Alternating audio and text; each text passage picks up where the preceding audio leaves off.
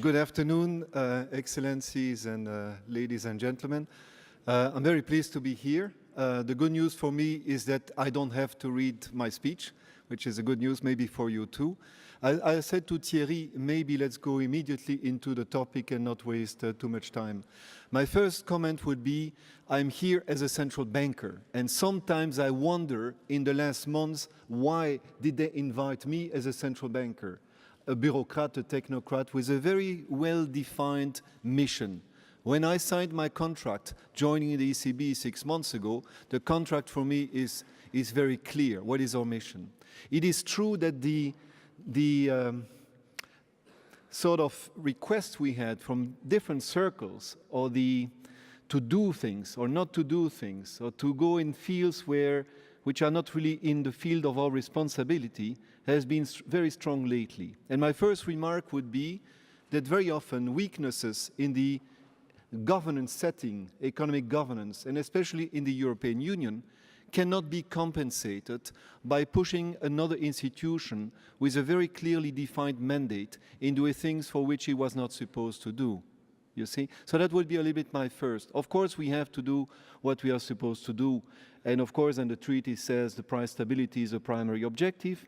We have to ensure the smooth functioning of our payment system, which is something very important. And we are very involved in terms of policy, because we have indeed a global view. So that would be really my first remark.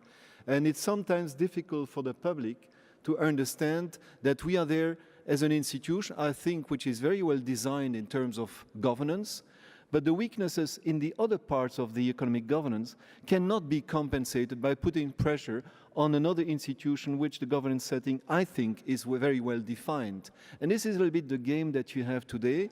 And I consider personally that the evolution that we have seen at the European level has been, I'm sorry to say that, remarkable.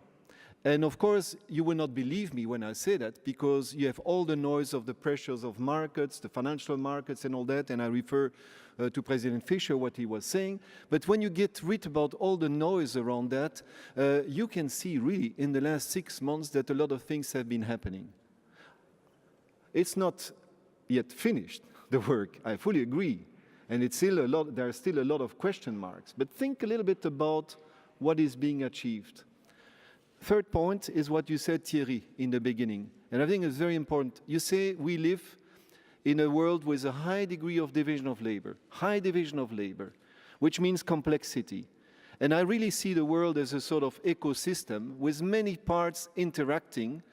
It's at the same time incredible that it works so well, actually, because extremely complex sort of society that we have at the world level, extremely complex, as you rightly said, with many parts interacting. It's also a sort of adaptative system. So it's not physics, it's not sort of biological system with many sort of possibilities. And it can quickly go, and this is why we are here today and tomorrow, it can quickly go into good or bad equilibrium. It's a sort of where you go quickly from one side to the other side. And in this sort of complex system, adaptative system, many parts interacting, usually what you have in the design of that system, there are two possibilities basically. Either you have a sort of central command and to take sometimes decision in that system, or you introduce very much firewalls within that system. And firewalls could be, for example, in the global economy, could be protectionism. That's a firewall. The other, because you protect, parts of the system against problems in other parts of the system. That's one. If you look at computers, for example, big computer system in banks, for example, or anyway, they work like that, the engineers. They say if something breaks down, we don't want that it pollutes all the rest of the system, so usually you have things that fences different parts. In biological system, it also exists. It's much more difficult, but it also exists. And so this is what we have to understand, I think, in our system, that if you don't want to have a solution where you have too many firewalls, that means protectionist barriers and things like that, you have to find a cooperative solution with some strong coordination. And the experience of Europe, I think, has been very interesting at the global level, because at the same time, you see, we have an institutional design which is, I think, relatively strong, but at the same time with one weakness, very important weakness, that appeared because of the recession. following the first phase of the crisis.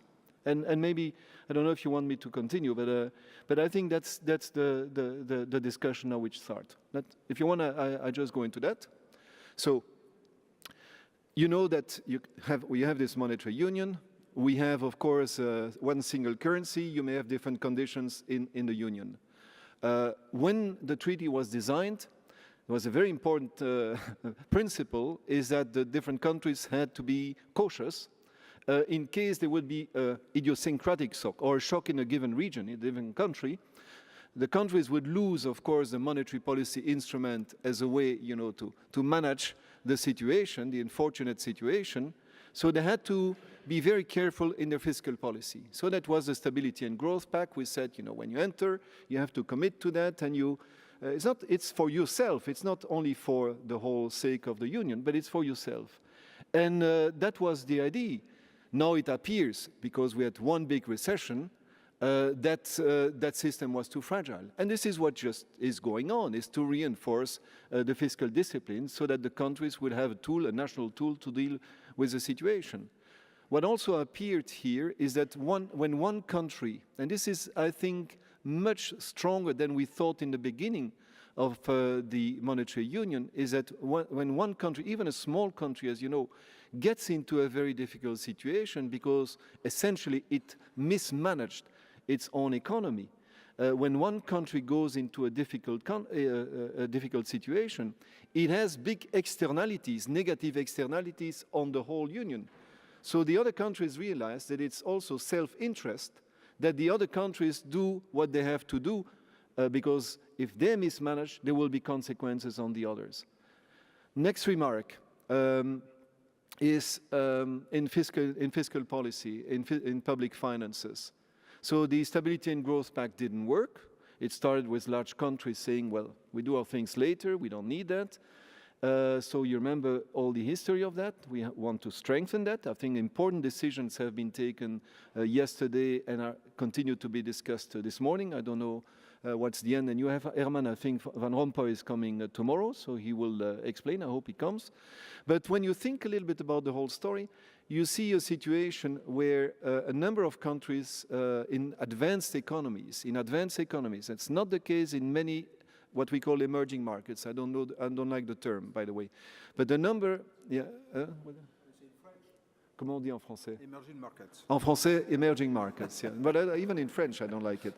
But a number of countries in mature economies, well, I don't know what it means either, but in developed, matured economies, started the recession with a high level of fragility in public finances. And what is really the issue is that we knew since years that if you made sustainability analysis on fiscal policies, the fiscal policy of the 10 years, 20 years, 30 years, these long-term simulation, because of aging, because of, all related problems, you would see that important measures had to be taken in the last 10 years already. I mean, this is not new. The OECD, the IMF, the European Central Bank flagged that problem since years and years. And governments said, well, we have maybe 10 years to fix the problem, and they started to do it smoothly or don't do it at all. And it was sufficient in that sort of fragile environment to have a recession, which in some countries was not really a big recession, was an important recession, but not a very, very big recession, to destabilize the public finances in some countries. And now why was that so the case? And markets, when President Fischer was, or the President of Turkey was mentioning, markets, no, President Fischer, really markets, really. Well, markets understood very quickly that the fact that public finances were not so well managed, in spite of what we knew in the longer run, was very simply the very difficulty to find a social and political consensus within the countries to fix the problems within the countries, and when the recession came, these difficulties became very apparent and paralyzed a number of governments. And the markets understood that, of course, they understood that, and then when you understood, and then you lose trust, and then you get what you get. So I think and I think, but I know my colleagues, Mario Draghi, and we have, and Jean-Claude Trichet before, we had some sense of seeing that. Not only in the Eurozone country. Eurozone countries, in a way, it's more important because we have a single currency, and so it's very important for the single currency to have sound public finances. In other countries where the monetary policy is national, public finances are national, you have some markets say you have another option, which is inflation. I never understand why having a risk of managing your public finances by creating money or buying government bond would make sense, for example, and market participants are not really signaling that as a very big threat for the time being, at least. And very often we hear the story that we should buy and buy and buy government bonds. That would, of course, not solve the problems that I mentioned before. Then people come, you say, you buy time, you buy time. Well, time is a story we hear since many, many years already.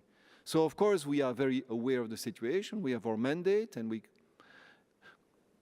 have a lot of discussions about the framework, the institutional framework, because it's our interest that we get a solid governance framework in the Eurozone. We participate very much to that. Each authority has to take its responsibility, of course. And this is what really has happened. And I must say, unfortunately, under the pressure of markets, of course, markets are excessive, they lost trust at some point, and then the governments are put in a corner to react, and this is what is going on. So we have to keep our nerves there. I think there's a lot is going on today. It's not won yet, but I think a lot is changed. You cannot discount the big changes which are in the making now in the Eurozone. So I think we know very clearly what is happening, and the stakes are very high, and I think this is understood at the highest political level. Well, thank you very